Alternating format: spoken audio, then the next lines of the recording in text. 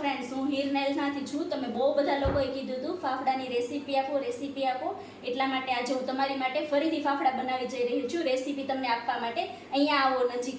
જો આ મેં કિલો ફાફડાનો લોટ લીધો છે, જે ચાળીને લીધો છે. ત્યાર પછી આપણે બીજી શું પ્રિપેરેશન કરવાની છે, ખાસ ધ્યાન રાખજો. એક વાટકી તેલ, એક કપ પાણી અને એક વાટકી તેલ. જો આપણે 1 કપ તેલ આપણે નાખી દીધું.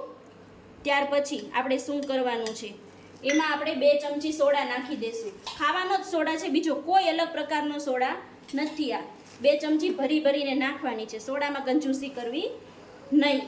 ત્યાર પછી આપણે જેટલું તેલ લીધું છે એટલું જ આપણે પાણી નાખશું અંદર. અને ત્યાર પછી આપણે લેવાનું છે મીઠું પણ આમાં જ એડ કરવાનું છે.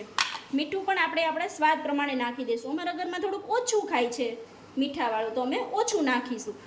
બધું અત્યારે જ બેલેન્સ કરવાનું છે, પાછળથી નાખશો તો મજા નહીં આવે, બરાબર. ત્યાર પછી આપણે લીધા છે આ અજમા. બધાને ભાવે તો લેવાના, નહીંતર કંઈ નહીં.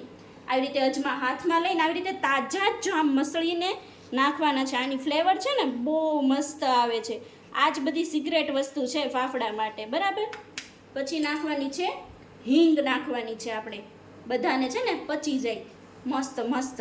પછી આ બધું ખીરું છે ને આપણે ભેગું કરવાનું છે. આવી રીતે સરસ રીતે ભેગું કરવાનું છે. બધું સોડા ને મીઠું ને બધું ગળી જવું જોઈએ. પાણી, તેલ બધું એક થઈ જવું જોઈએ. સમજ પડે છે ને શું કર્યું આપણે? કાંઈ વાંધો નહીં, ફરીથી વિડીયો જોઈ લેજો, બરાબર.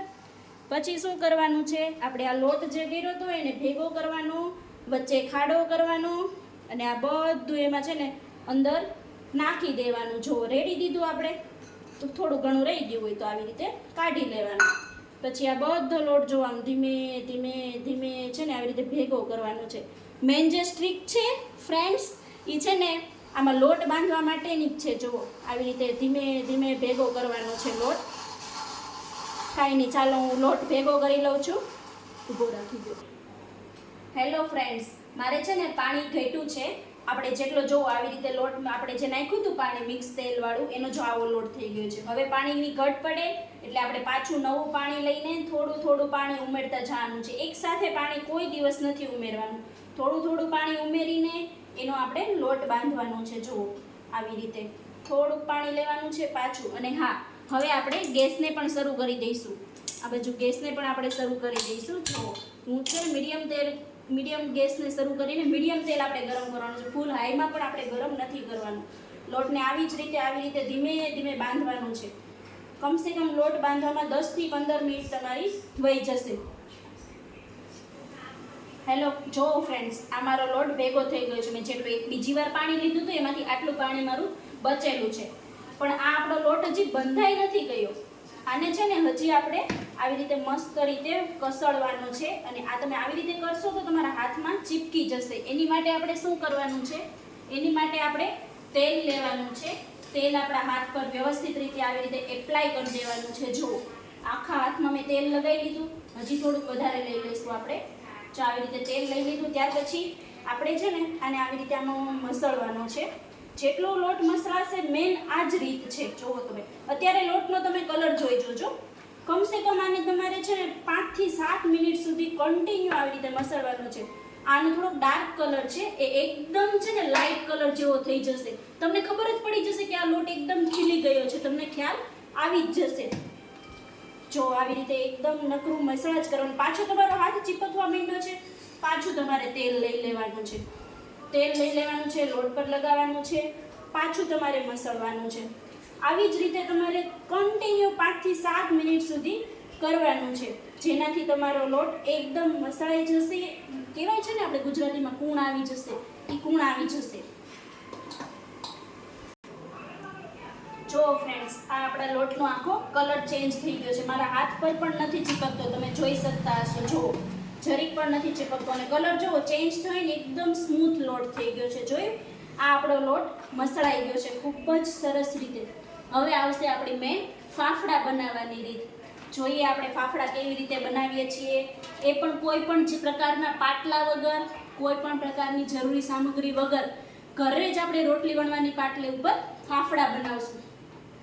જો આપણો લોટ બંધાઈ રહ્યો છે. જુઓ તમને દેખાય છે, આટલી કન્સિસ્ટન્સી હોવી જોઈએ. જુઓ ત્યાર પછી આપણે એક આટલો ગમથો લુઓ લેશું. હવે આને શું કરવાનું છે, આપણે જે ગરમ તેલ કરવા મૂક્યું છે એમાં જો આવી રીતે ડીપ કરીને પછી લઈ લેવાનું છે. પછી પાટલી ઉપર એને છે ને આવી રીતે તેલને મસળવાનું છે. જો આ સ્ટેપમાં ધ્યાન રાખવાનું કે તમને તેલ ગરમ તમારી આંગળી ઉપર અડી ન જાય. આવી રીતે એને હજી કૂણવવાનું છે આપણે. જુઓ તમે હું કેવી રીતે કૂણવી રહી છું.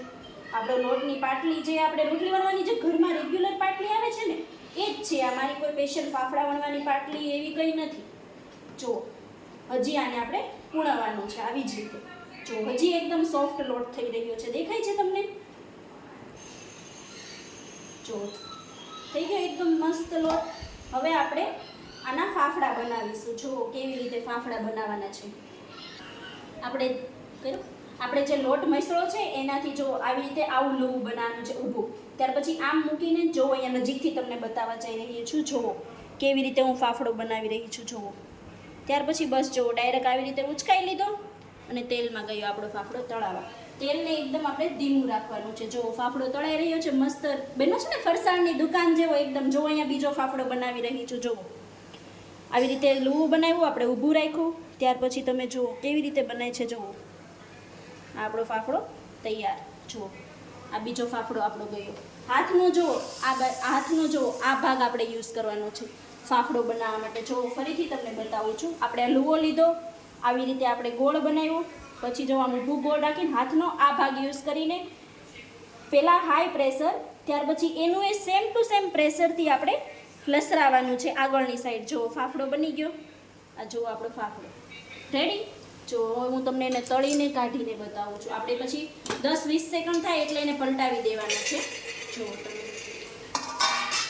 આપણો હજી હમણાં જ નાખ્યો છે એટલે એને આપણે પલટાવ્યો. જો બન્યા છે એકદમ ફરસાણ જેવા ફાફડા. જો આવી રીતે ચા સાથે અમે ફાફડા ખાવાના છે. આવી જાઓ બધાય જલ્દી ફાફડા ખાવા માટે આવી જાઓ. કોને કોને ગયા વખત બહુ ખાવા આવવાનું મન થયું હતું ફટાફટ આવી જાઓ. ચાલો ફાફડા ખાવા માટે. જો મસ્ત તળાઈ રહ્યા છો તાજા તાજા. અને એમાંય છે ને સુરતમાં બહુ વરસાદ પડ્યો છે મસ્ત મજાનો.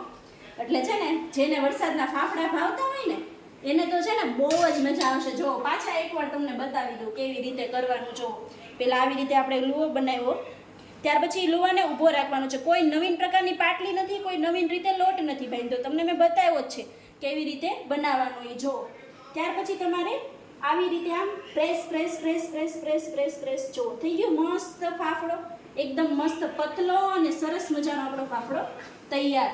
જો ફરીથી તમને બતાવું પાછું. હવે